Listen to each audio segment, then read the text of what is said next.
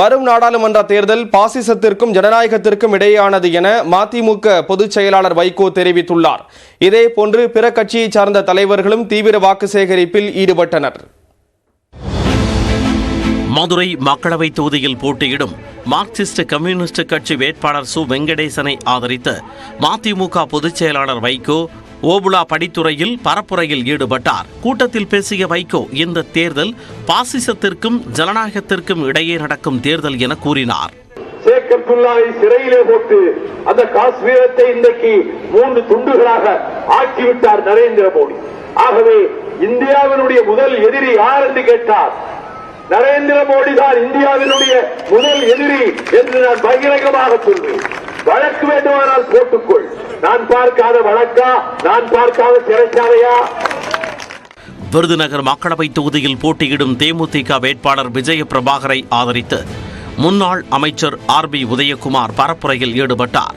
திருமங்கலத்தில் மக்கள் மத்தியில் பேசிய அவர், தேர்தலுக்காக 15 நாட்கள் விருதுநகர் தொகுதிக்கு கால் சீட் கொடுத்துள்ள ராதிகா சரத்குமார் தேர்தல் முடிந்ததும் கிளம்பி விடுவார் என விமர்சித்தார்.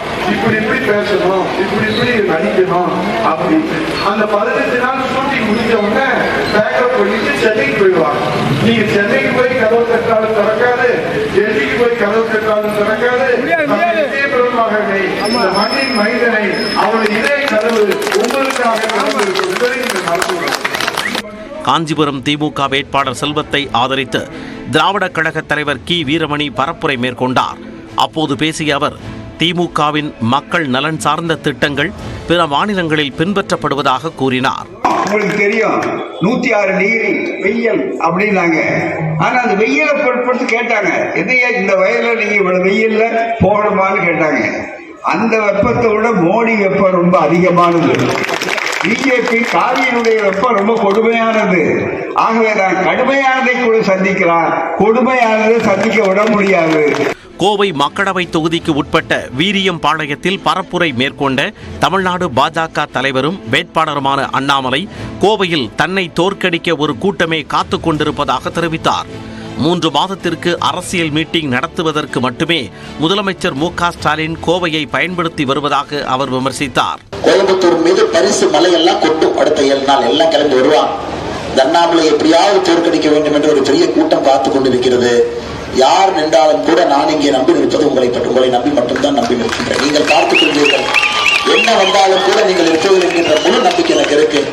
ஒரு வரலாறு காணாத வெற்றியை நம்முடைய பாரத பிரதமர் நரேந்திர மோடி அவர்களுக்கு ஜூன் 4ஆம் தேதி நீங்கள் பரிசீலிப்பீர்கள் என்கின்ற ஒரு முழு நம்பிக்கை எனக்கு இருக்கிறது. அன்பு சகோதர சகோதரி, பொள்ளாச்சி மக்களவை தொகுதியில் போட்டியிடும் நாம் தமிழர் கட்சி வேட்பாளர் சுரேஷ்குமாரை ஆதரித்து ராஜேஸ்வரி திடலில் அக்கட்சியின் ஒருங்கிணைப்பாளர் சீமான் பரப்புரையில் ஈடுபட்டார்.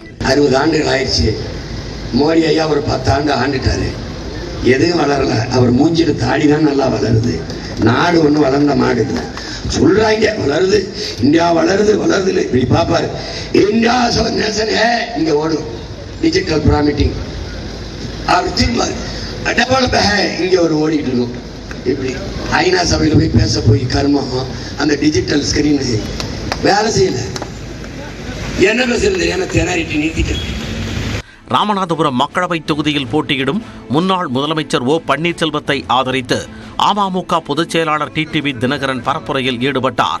அப்போது பேசிய டிடிவி தினகரன், கடந்த முறை ஏன் பாஜகவை எதிர்த்தோம் என்பதற்கு விளக்கம் அளித்தார். நம்ம தான் பிஜேபியை தைரியமா தானே எதிர்த்தோம். என்னங்க, அப்ப தமிழ்நாட்டு மக்களுக்கு எதிரான திட்டங்கள், இந்த மீத்தேன், ஹைட்ரோ கார்பன், ஸ்டெர்லைட் போன்ற திட்டங்களை மத்திய அரசு தடுத்து நிறுத்தாம விவசாயிகள் எல்லாம் போராடினாங்க. அவங்க பார்த்துட்டு இருந்ததுனால சண்டை போட்டோம். கேளுங்க. அதே மாதிரி இன்றைக்கு அதெல்லாம் அவங்க ஒன்றும் விவசாயிகளுக்கு எதிராக திட்டங்களை கொண்டு வர்றதில்ல. தமிழ்நாட்டுக்கு வளர்ச்சி திட்டங்களை கொடுக்குறாங்க. மீண்டும் மோடி அவர்கள் வந்தாதான் தமிழ்நாட்டுக்கு திட்டங்களை பெற முடியும். கூட்டணி வச்சிருக்கோம். இதுல என்ன பச்சோந்தி? இதேபோன்று பல்வேறு இடங்களிலும் தங்களது வேட்பாளர்களை ஆதரித்து அரசியல் தலைவர்கள், பிரபலங்கள் தீவிர வாக்கு சேகரிப்பில் ஈடுபட்டனர். பிரதமர் மோடியை ஆட்சியிலிருந்து இறக்கிவிட்டால் அனைத்து பொருட்களின் விலையும் இறங்கிவிடும் என தூத்துக்குடி தொகுதி திமுக வேட்பாளர் கனிமொழி தெரிவித்துள்ளார். கோவில்பட்டி பயணியர் விடுதி முன்பு பரப்புரையில் ஈடுபட்ட அவர், தேர்தல் பத்திரம் என்ற பெயரில் பாஜக மிகப்பெரிய ஊழல் செய்துள்ளதாக குற்றம் சாட்டினார். தங்கம் விலை, பெட்ரோல் விலை, கேஸ் சிலிண்டர் விலை எல்லாமே அங்க இருக்கக்கூடிய ஒன்றிய அரசாங்கம் மோடி ஆட்சி தான் இறக்கணும். அதனால நம்ம மோடியை இறக்கிடுவோம், ஒரு நல்ல ஆட்சி வந்துடும். வந்த உடனே நம்முடைய இந்தியா கூட்டணி ஆட்சி வந்த உடனே நிச்சயமாக கேஸ் சிலிண்டர் விலை 500 ரூபாய்க்கு வழங்கப்படும். பெட்ரோல் 75 ரூபாய், டீசல் 65 ரூபாய். பெட்ரோல் விலை, டீசல் விலை குறைஞ்சாலே எல்லா விலைவாசியும் குறைஞ்சிரும்.